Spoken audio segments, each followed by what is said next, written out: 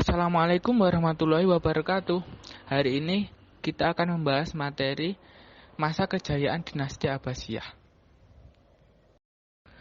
Puncak kejayaan dinasti Abbasiyah terjadi pada masa Khalifah Harun ar-Rasyid, yaitu pada tahun 786 Masehi sampai 809 Masehi. Dan anaknya yaitu Al-Ma'mun pada tahun 813 sampai 833 Masehi. Ketika Ar-Rasyid memerintah, negara dalam keadaan makmur, kekayaan melimpah, keamanan terjamin, dan memiliki luas wilayah mulai dari Afrika Utara hingga ke India. Pada masa itu, ada para filsuf, pujangga, ahli baca Al-Quran, dan para ulama di bidang agama. Didirikan perpustakaan yang diberi nama Baitul Hikmah. Di dalamnya orang dapat membaca, menulis, dan berdiskusi. Pada masanya berkembang ilmu pengetahuan agama, di antaranya ilmu Al-Quran, qiraat, hadis, fikih, ilmu kalam, bahasa dan sastra. 4 mazhab ilmu fikih tumbuh dan berkembang pada masa dinasti Abbasiyah.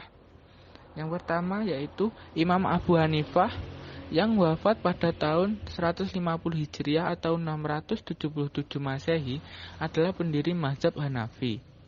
Kemudian Imam Malik bin Anas banyak menulis hadis dan pendiri mazhab Maliki yang wafat di Madinah tahun 179 Hijriah atau 795 Masehi.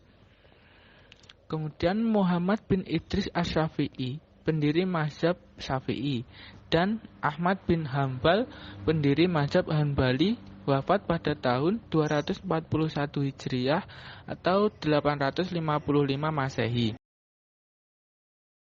Selain itu, berkembang juga ilmu filsafat, logika, metafisika, matematika, ilmu alam, geografi, aljabar, aritmatika, mekanika, astronomi, musik, kedokteran, dan kimia. Ilmu-ilmu umum masuk ke dalam Islam melalui terjemahan dari bahasa Yunani dan Persia ke dalam bahasa Arab. Pada masa pemerintahan Al-Ma'mun, pengaruh Yunani sangat kuat. Di antara penerjemah yang masyhur saat itu adalah Hunain bin Ishaq, seorang Kristen nestorian yang banyak menerjemahkan buku-buku berbahasa Yunani ke bahasa Arab. Al-Khawarizmi yang wafat pada 850 Masehi menyusun ringkasan astronomi berdasarkan ilmu Yunani India. Lembaga pendidikan pada masa dinasti Abbasiyah mengalami perkembangan dan kemajuan sangat pesat. Hal ini sangat dipengaruhi oleh perkembangan bahasa Arab dan bangsa Arab, yaitu 1. Terjadinya asimilasi antara bahasa Arab dengan bangsa-bangsa lain yang lebih dahulu mengalami perkembangan dalam bidang ilmu pengetahuan. Pada masa pemerintahan Bani Abbas, bangsa-bangsa non-Arab banyak yang masuk Islam.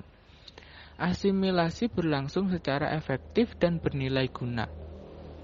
Bangsa-bangsa itu memberi saham tertentu dalam pengembangan ilmu pengetahuan dalam Islam. Pengaruh Persia, sebagaimana sudah disebutkan, sangat kuat di bidang pemerintahan. Yang kedua, gerakan penerjemah berlangsung dalam 3 fase. Yang pertama, pada Khalifah Al-Mansur hingga Harun ar-Rasyid. Pada fase ini banyak diterjemahkan adalah karya-karya dalam bidang astronomi dan mantik. Fase kedua pada Khalifah Al-Ma'mun hingga tahun 300 Hijriah. Buku-buku yang diterjemahkan banyak dari bidang filsafat dan kedokteran. Fase ketiga setelah tahun 300 Hijriah, bidang-bidang ilmu yang diterjemahkan semakin meluas. Khalifah Harun ar-Rasyid merupakan penguasa paling kuat di dunia pada saat itu. Tidak ada yang menyamainya dalam hal keluasan wilayah yang diperintah dan kekuatan pemerintahannya, serta ketinggian kebudayaan dan peradaban yang berkembang di negaranya. Baghdad sebagai ibu kota Abbasiyah tidak ada bandingannya saat itu.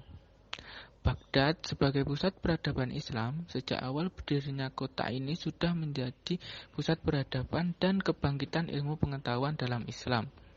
Kota Baghdad sebagai pusat intelektual terdapat beberapa pusat aktivitas pengembangan ilmu, antara lain Baitul Hikmah, yaitu lembaga ilmu pengetahuan sebagai pusat pengkajian berbagai ilmu.